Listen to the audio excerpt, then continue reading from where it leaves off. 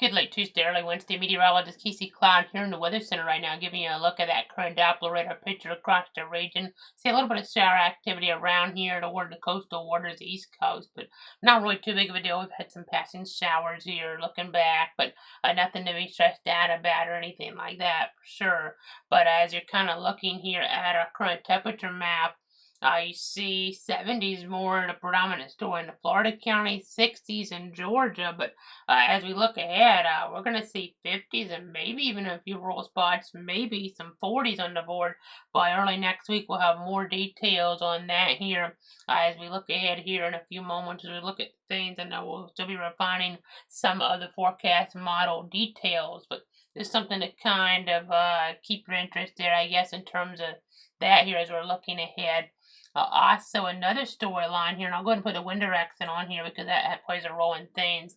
I know that's a critical factor as we're looking. I know I have the pressure pattern on here as well. I'll take that off. But the reason I pull this up is because of the air quality alert that's in play for parts of the area. It's something we don't see around here, that type of issue and here as we're looking at different products from Weather Service and the like. But we're seeing that in play right now. The Jacksonville office issued that there until about 8 a.m. Wednesday. So 8 a.m. later on this morning here as we're looking for parts of the area.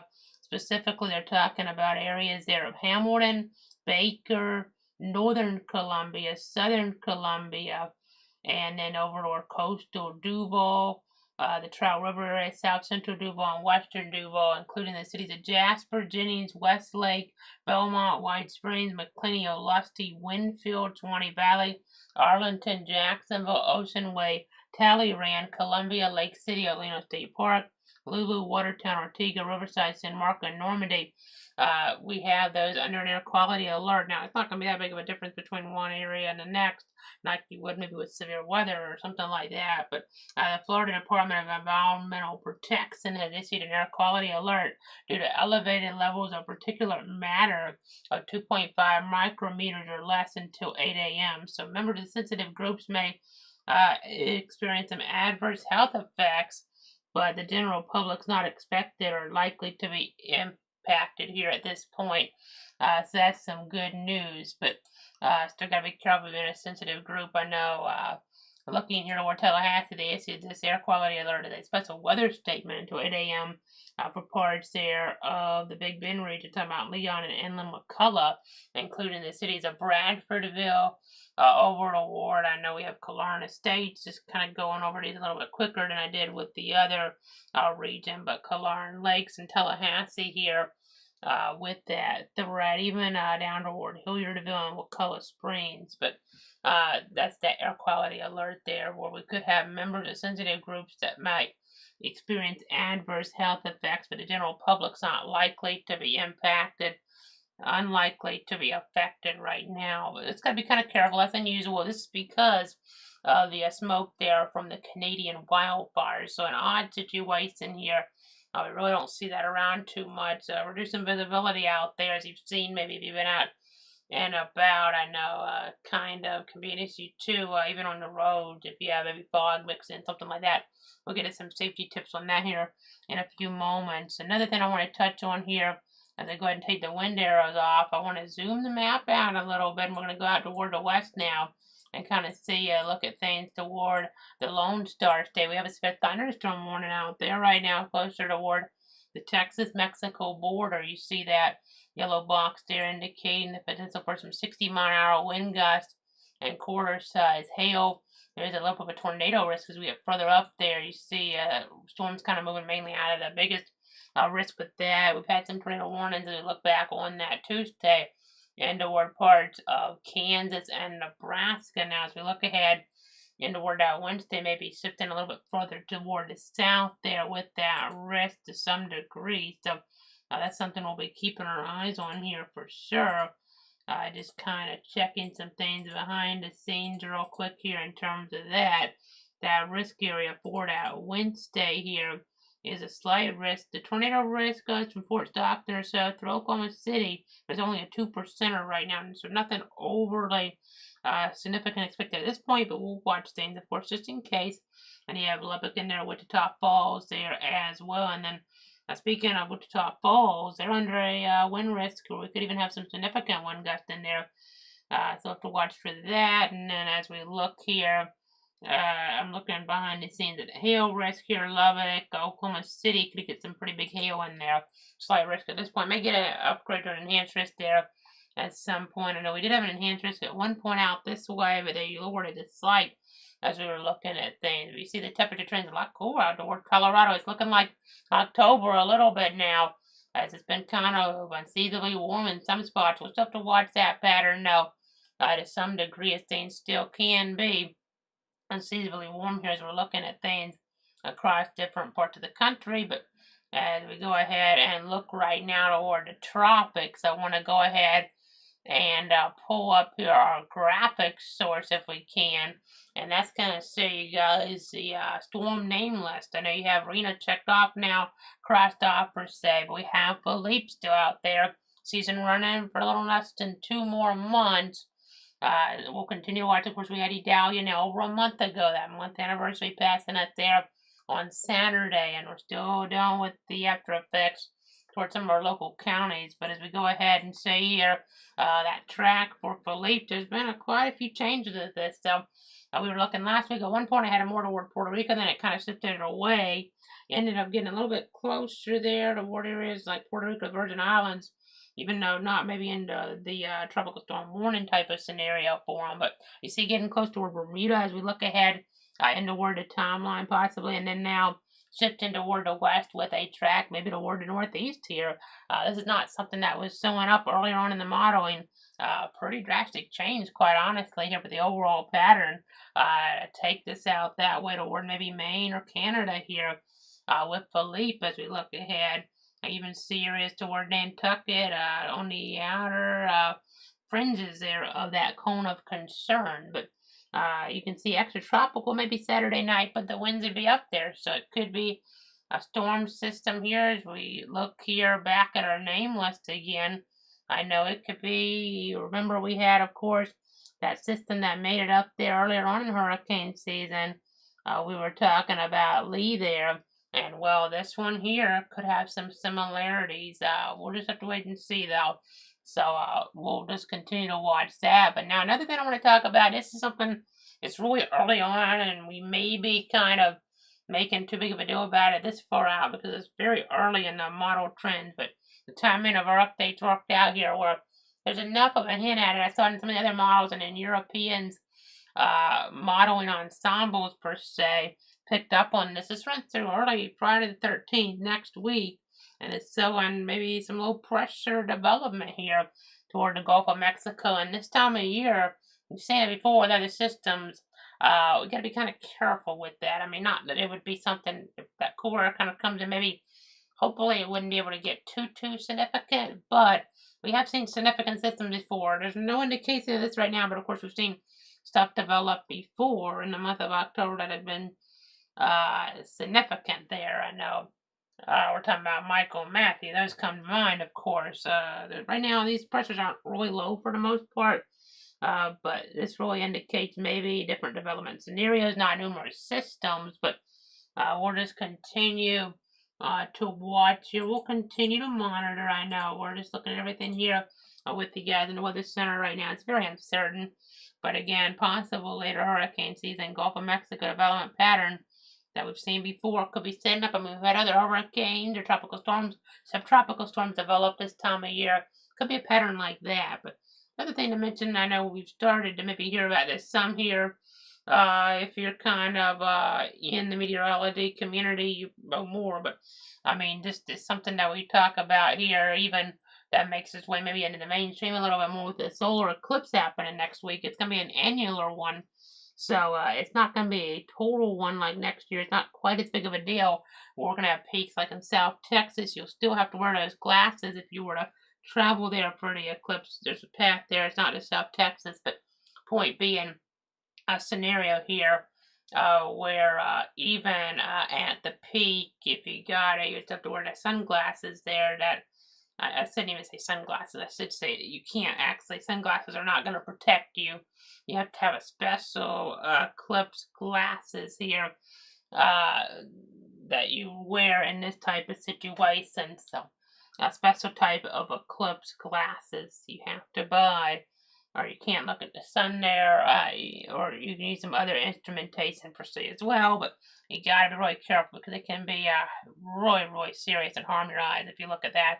We'll have that around here if we end up seeing a situation here where we don't have the clouds around next Saturday, October the 14th, the same day as Florida State. There has a home game scheduled there against Syracuse. So, again, that'll be something that we're kind of looking at. I know FSU playing Virginia Tech this weekend on family weekend. But as we look ahead, next weekend it's against Syracuse. So, this weekend Virginia Tech, next weekend Syracuse, and the third game is Duke. That's homecoming for FSU. So, 3 home games in a row in Tallahassee.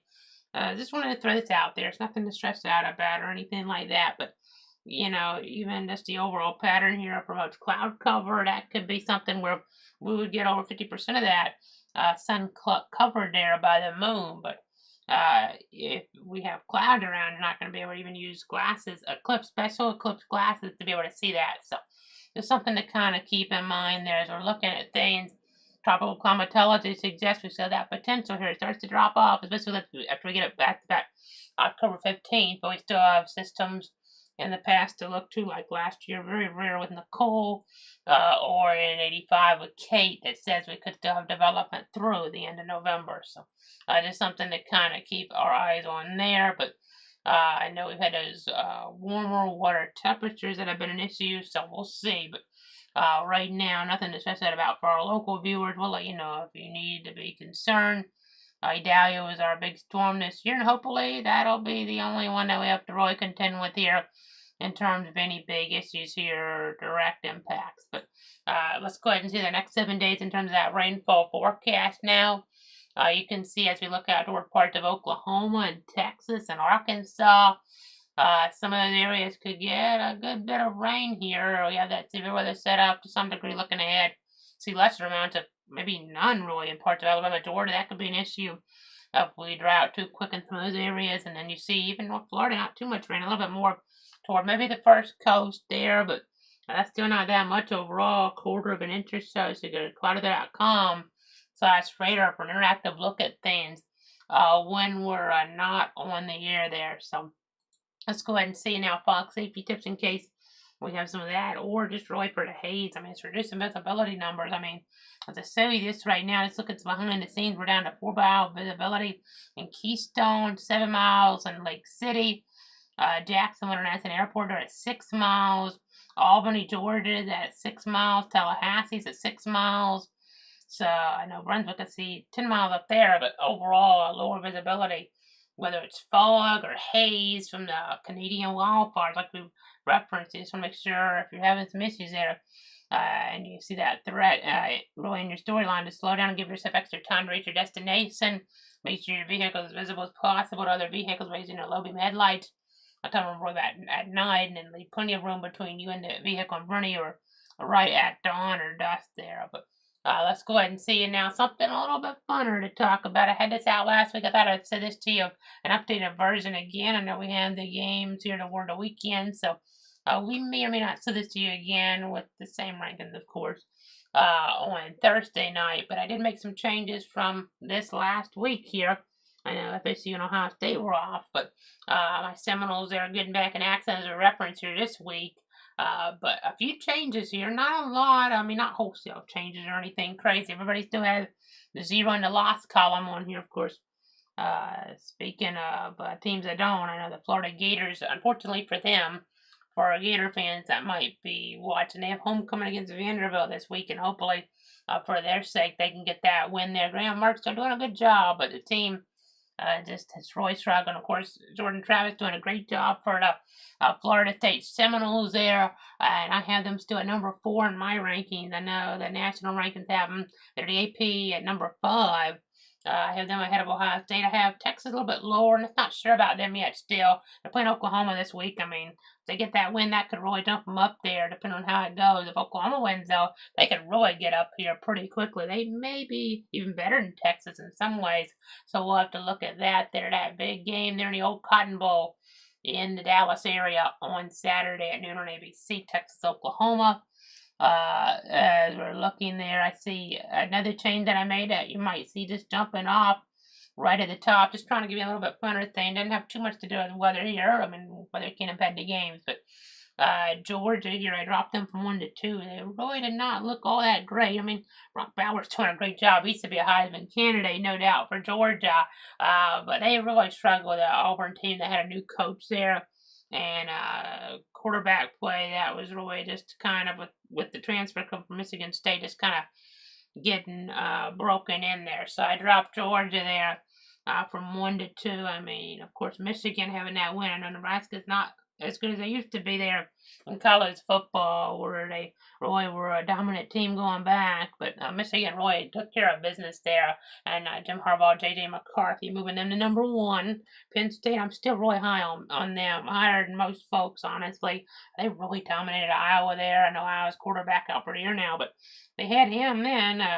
And the Michigan transfer, and it's a situation where Drew Aller there and James Franklin have them now at number 3 still in the rankings. Of course, I've talked about FSU. My Seminoles there, Jordan Travis. The reason I'm doing this, I haven't done this maybe in a couple of years really too much, is it's really kind of more wide open than it has been a long time in college football. Normally it's just Alabama, Georgia, and you can't move really around. But, I mean, all these teams here have a chance to win a national title realistically this year. Next year we'll have a 12-team playoffs. That could get even funner possibly. But we have a 4-team this year, the last 14 playoffs. This could be pretty fun as we're looking at things. You see again, again, we have Jordan Travis, Mike Norvell, and then we have Ohio State. We have a situation here where we have a Ryan Day squad there.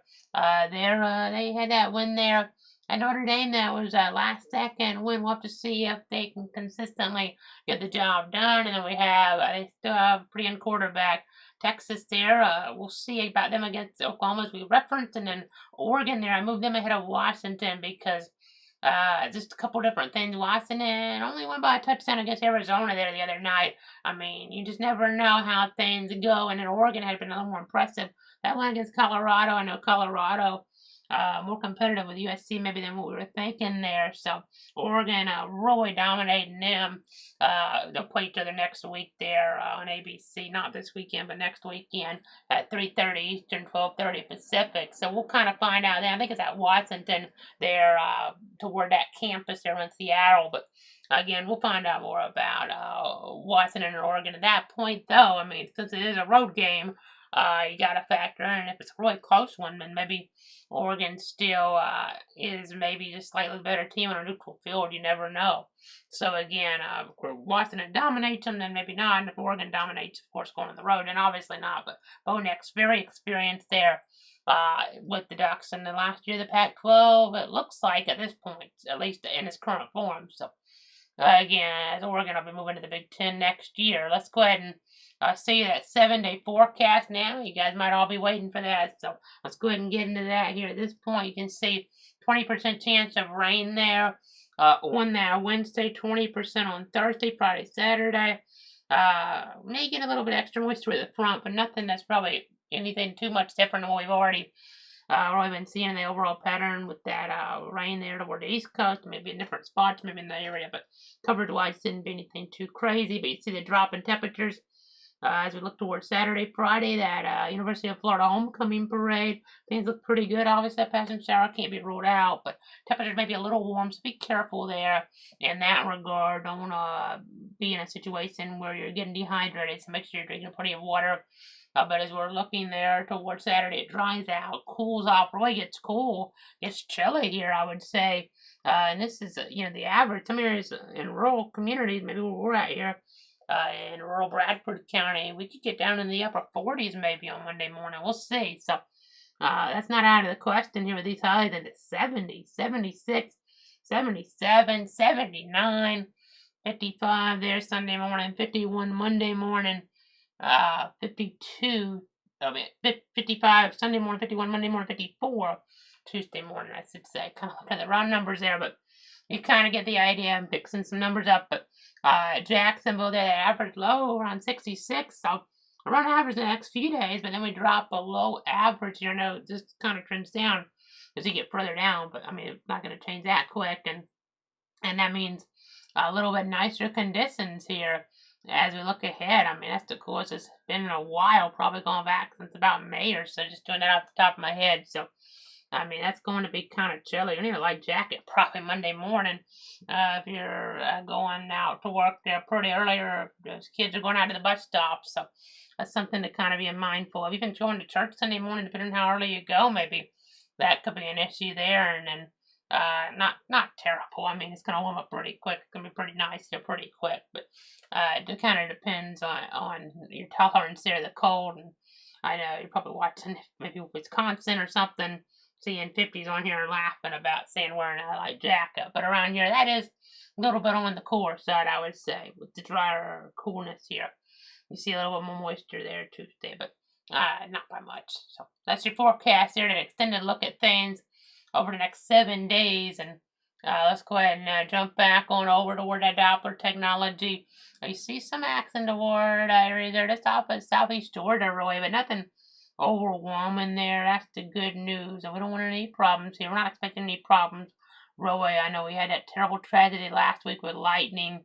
I guess we can't completely, you see that thunderstorm risk there, can't completely, that's that light green area, completely write off that risk for some lightning accident here over the next few days. Very random, not anything organized. Look what we saw, but just whenever thunder roars go indoors, as we look toward maybe Sunday, Monday, maybe we won't have to even worry about much, if any, in the way of precip around us. That'd be good, but wouldn't worry too much here as we're looking at things. That's the good news, as we're kind of checking some of the latest data here in the Weather Center tonight. Just kind of seeing here, just kind of giving you guys the very latest on what's going on. Trying to give you guys the very latest here in toward the Weather Center. So don't really see any questions here tonight, but and then it's pretty much gonna do it here. Gonna do it for the time being. Of course, you can watch on Facebook there. Casey Clay WX have some latest updates here. If we have more alerts, we don't have to cut in for and come on for. You have cloudweather.com, of course, the website, but then you have Cloud Weather on Facebook.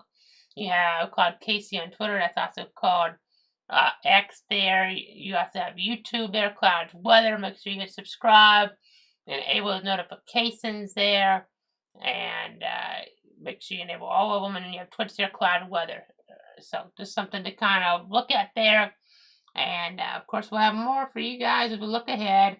Then interactive radar, as we referenced earlier on cloudweather.com. If you need to keep track of that stuff, you have some forecast model stuff at cloudweather.com on the homepage as well. Severe tab gives you some stuff there with terms of outlooks across the southeast there, and you have tropics tab. That gives you the latest Hurricane Center 7-day outlook on there. You have some pictures from the damage from Idalia on your too if you haven't had a chance to look at those. And then you have even the tab there, the extra tab that'll give you guys a look at some different things here. Give you guys a look at some different things as we're looking ahead here in terms of different outlooks, in terms of temperature trends that we're expecting in the days and weeks to come. So rainfall trends as well. So different things at your fingertips. But for now, have a great night, everybody. Enjoy that cool weather that's going to be underway. Still, by the time we get to late Thursday, you're not going to see it yet, though. But we'll be seeing that as we get toward the weekend. So if you don't check in between now and then, that'll definitely be something to look forward to here as we're watching. Of course, stay safe with that air quality concern here around as well. Have a good night, everybody.